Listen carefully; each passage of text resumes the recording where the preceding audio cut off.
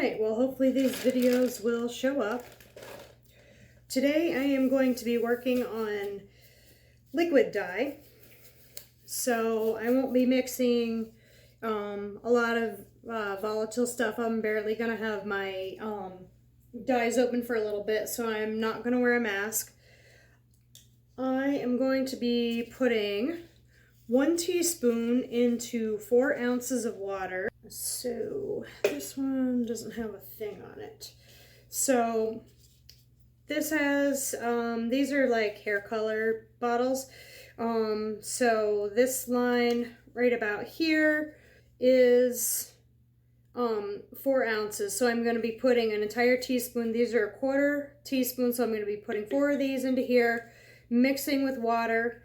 Then I've got these little needle tip bottles. These are 4 ounces. So once I mix the dye in this, because it's easier to put it in here, I am going to then transfer them to these little needle tip bottles. These go on like this. So hopefully that'll show up. It's just a little needle tip, so they are going to be easy to apply the dye to small areas.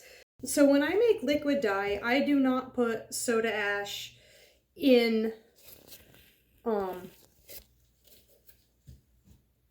dye itself. If you put soda ash in the dye, you can only use it for a specific amount of time, and a lot of times if I have extra, I will cap these and throw them in the fridge, and they're good for probably a couple weeks. I've had them go for longer than a couple weeks, but they have a tendency to lose potency over time.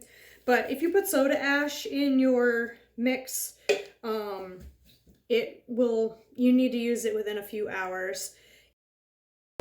I will show you what I do for mixing up the dye, and then I'll do some videos showing the application of the dye, especially how cool these little needle tip bottles do.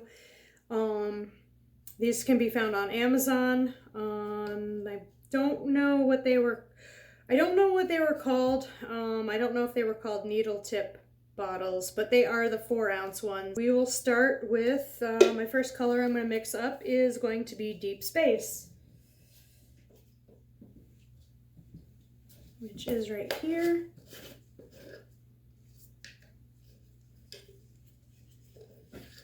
I'm putting 4 .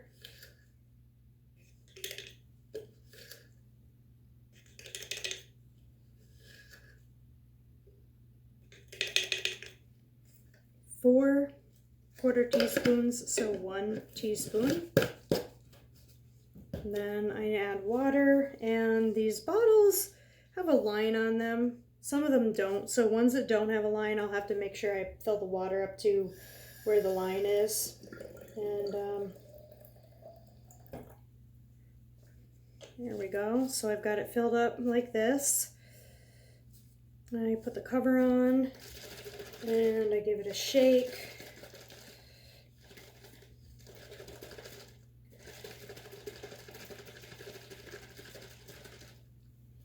They seem to always like have a little air pocket of some sort, and a lot of time when you release the cover, or when you release your finger off of the hole, they have a tendency to spew out a little bit. So I'm always kind of careful about that. Aquamarine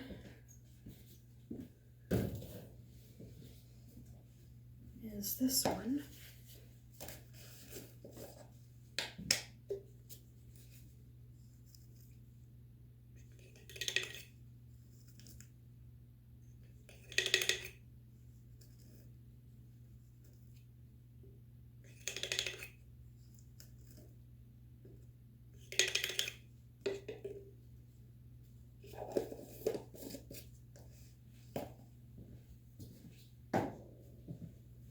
I am always very careful to not get water in my dry dyes.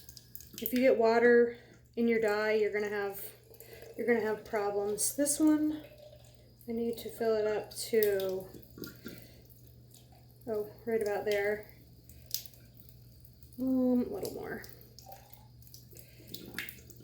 All right, that's good enough. Okay.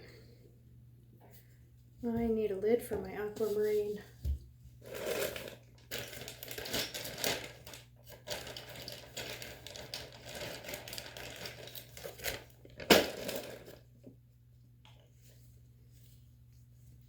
I screw the lid on nice and tight and then give it a shake. A lot of times what I'll do with these is I will mix them all up and shake them all up, let them sit there for a little bit, shake them up again to make sure the dye is completely mixed in.